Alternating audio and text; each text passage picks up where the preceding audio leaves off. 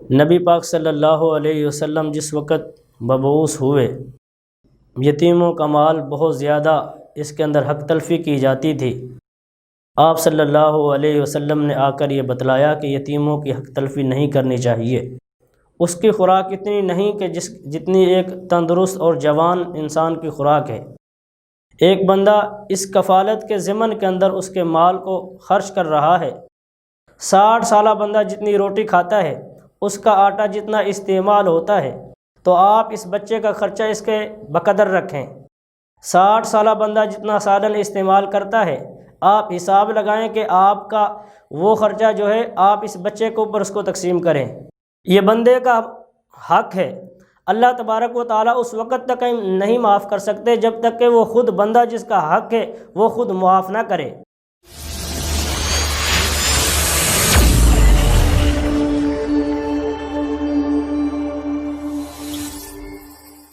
نحمده ونصلي على رسوله الكريم، اما بعد فاعوذ باللہ من الشیطان الرجیم، بسم اللہ الرحمن الرحیم۔ ولا تأكلوا أموالهم إلى أموالكم إنه كان حوبا كبيرا، قال النبي صلى الله عليه وسلم إنما الأعمال بالنيات، صدق اللہ العظیم۔ سامعین ذی وقار، آج کی اس نشست کے اندر یتیموں کے حقوق کے اوپر چند ایک معروضات پیش کروں گا کہ یتیموں کے حقوق کے بارے میں اللہ تبارک و تعالیٰ نے قرآن کریم کے اندر ارشاد فرمایا، وَلَا تَأْكُلُوا أَمْوَالَهُمْ إِلَىٰ أَمْوَالِكُمْ، کہ تم نہ کھاؤ ان کے مالوں کو اپنے مالوں کے ساتھ ملا کر، إِنَّهُ كَانَ حُوبًا كَبِيرًا،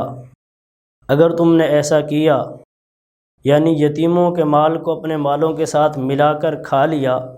إِنَّهُ كَانَ حُوبًا كَبِيرًا، اللہ تبارک و تعالیٰ نے ارشاد فرمایا کہ یہ بہت بڑا گناہ ہے۔ چنانچہ نبی پاک صلی اللہ علیہ وسلم جس وقت مبعوث ہوئے تو یتیموں کے جو مال کی جو کہانی تھی، یتیموں کا مال بہت زیادہ اس کے اندر حق تلفی کی جاتی تھی۔ آپ صلی اللہ علیہ وسلم نے آ کر یہ بتلایا کہ یتیموں کی حق تلفی نہیں کرنی چاہیے۔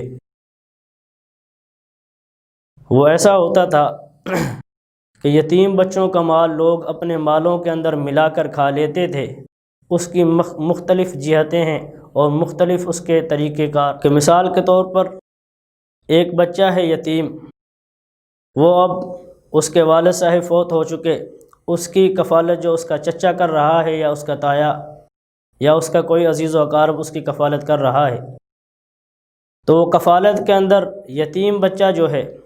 اس کی خوراک اتنی نہیں کہ جتنی ایک تندرست اور جوان انسان کی خوراک ہے۔ ایک بندہ اس کفالت کے ضمن کے اندر اس کے مال کو خرچ کر رہا ہے، جو اس کا مال ہے، اس کے پیسے، زمین یا اس کے وراثت کے اندر جو بھی چیز کوئی جانور وغیرہ بچے ہیں، تو اس کو جس طرح قرآن کریم کے اندر ارشاد ہے کہ آپ ان کے مال کو اپنے مال کے ساتھ ملا کے یعنی کھانا وغیرہ بھی پکا سکتے ہیں۔ اب بندہ ایک کھانا پکاتا ہے تو اس کے اندر اس کے مال کو برابر سرابر خرچ کرتا ہے، جبکہ وہ جو بچہ ہے اس کا خرچہ اتنا نہیں جتنا ایک بڑے آدمی کا خرچہ ہوتا ہے۔ اب یہ اس کے مال کے اندر سے سب کچھ اپنا نظام چلا رہا ہے اور کمی پیشی کے ساتھ تھوڑے بہت اپنے پیسے بھی شامل کر دیتا ہے، اور یہ کہنے کے لیے کہ میں اپنا حصہ بھی ڈال رہا ہوں، تو یہ درست نہیں، کیونکہ نبی پاک صلی اللہ علیہ وسلم کا ارشاد ہے، انما الاعمال بالنیات، تمام اعمال کا دار و مدار نیتوں پر ہے۔ آپ کی نیت دیکھی جائے گی کہ آپ نیت کے اندر کتنے کو مخلص ہیں۔ آپ کی نیت یہ ہونی چاہیے کہ یہ یتیم بچہ ہے اور اس کا خرچ کم ہے، تو اس کے کم خرچے کے ساتھ آپ اس حساب سے اس کی مالیت کو خرچ کریں۔ اپنی مالیت کو اپنے گھر کے افراد کے اوپر اس کا حساب لگائیں کہ آپ کے گھر کے جو افراد ہیں وہ کتنا خرچہ ان کا ہوتا ہے اور اس بچے کی اس کا کتنا خرچہ ہے۔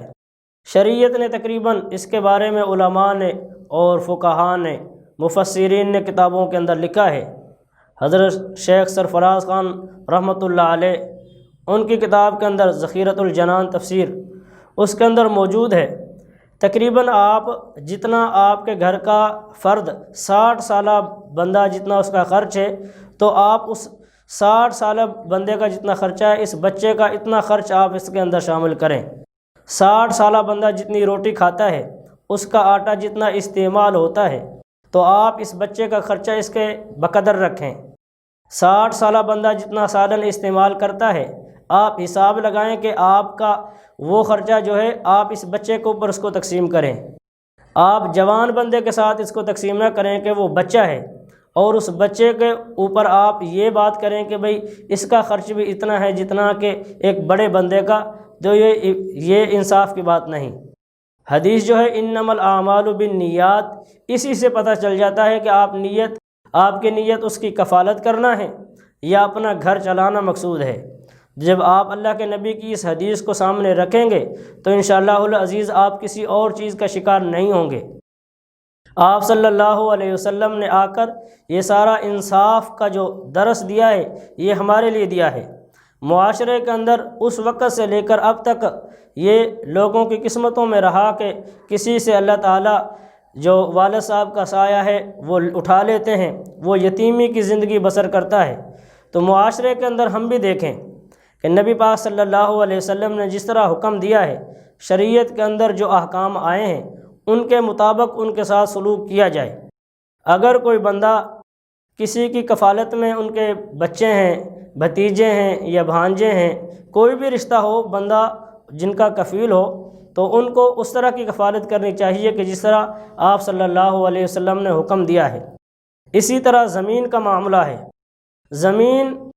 اس بچے کے حصے کے اندر آتی ہے، تو اب آپ ایمانداری کے ساتھ اس کے ساتھ معاملہ طے کریں۔ ایسا نہ ہو کہ جو زمین سڑک کے قریب ہے اس کو تو آپ خود لے لیں، اور جو زمین دور ہے وہ اس بچے کو دے دیں اور یہ کہیں بھئی ہم نے برابر کی زمین جو ہے وہ حصے کے اندر آئی تھی وہ تقسیم کر دی ہے۔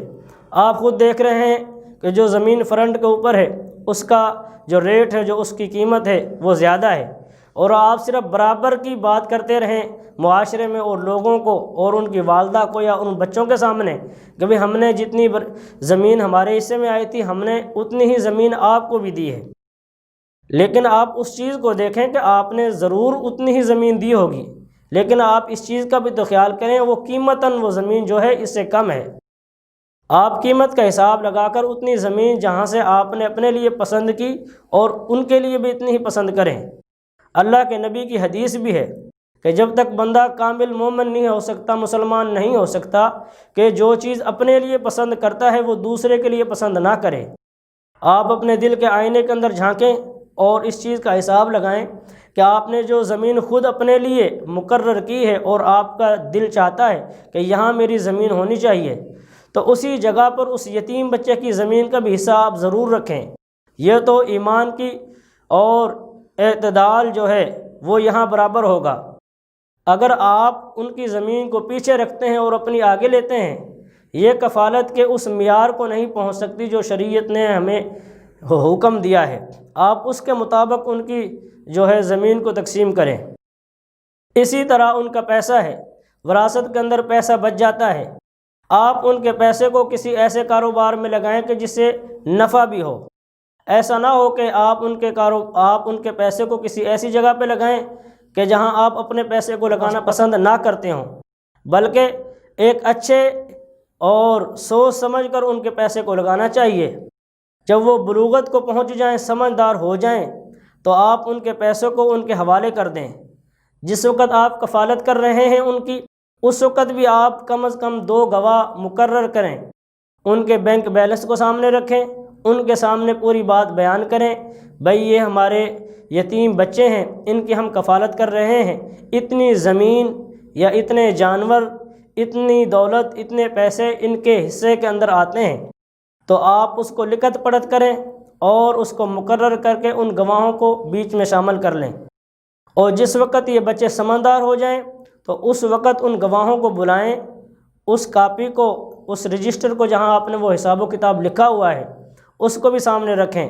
بتائیں بھئی اتنی ان کی مالیت تھی، ہم نے اس کو کاروبار کے اندر لگایا اور اتنا اضافہ ہوا، وہ ساری کی ساری ان کے حوالے کر دیں۔ لیکن معاشرے کے اندر جو معاملہ چل رہے ہیں وہ اس سے برعکس ہیں کہ ان کی دولت کو ایسی جگہ پہ صرف کر دیا جاتا ہے کہ جس وقت وہ سن بلوغت کو پہنچتے ہیں تو ہم ہیلے بہانے کر کے ان کی دولت کو کہتے ہیں بھئی فلاں کاروبار میں لگائے تھے وہاں گھاٹا پڑ گیا یا ایسا اس میں بچت نہیں آئی، تو ان کے مال کو ہم ہڑپ کرنے کی کوشش کر رہے ہوتے ہیں۔ یہ ایک ایسی چیز ہے اور بہت خطرناک چیز ہے کہ دنیا کے اندر تو ہم ان کے مال کو کھا جائیں گے، لیکن روز محشر کے اندر ان کا یہ مال، ان کا جو حق ہم نے کھایا ہے وہ دینا پڑے گا۔ اور حقوق دو قسم کے ہیں، ایک حقوق العباد ہے اور ایک حقوق اللہ ہے۔ حقوق اللہ تو وہ حق ہیں جو اللہ تعالیٰ کے حق ہیں، اللہ تعالیٰ سے بندہ توبہ کر کے معاف کروا سکتا ہے، لیکن حقوق العباد ایک ایسی چیز ہے کہ جب تک بندہ خود معاف نہ کرے آپ ہزاروں مرتبہ توبہ استغفار کرتے رہیں اور یہ کہتے رہیں کہ یہ ہم توبہ کر لیں گے معاف ہو جائے گا، ایسا نہیں ہو سکتا۔ یہ بندے کا حق ہے، اللہ تبارک و تعالیٰ اس وقت تک نہیں معاف کر سکتے جب تک کہ وہ خود بندہ جس کا حق ہے وہ خود معاف نہ کرے۔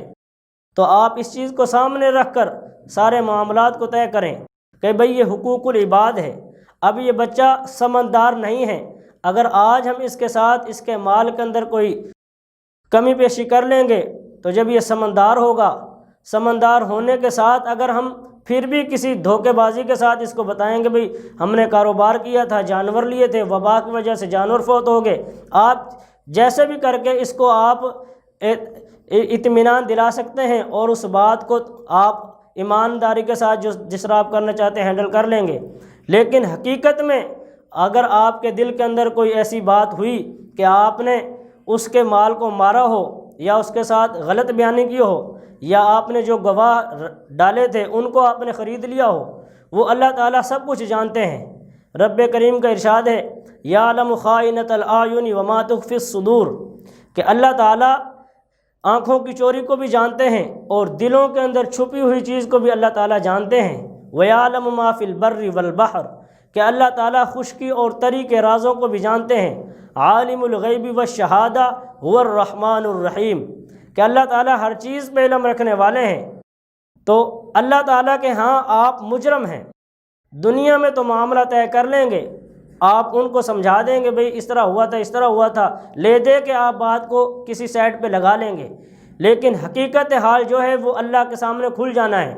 جب حساب و کتاب ہونا ہے، معاملہ اوپن ہونا ہے، آپ کے سامنے ساری کی ساری جو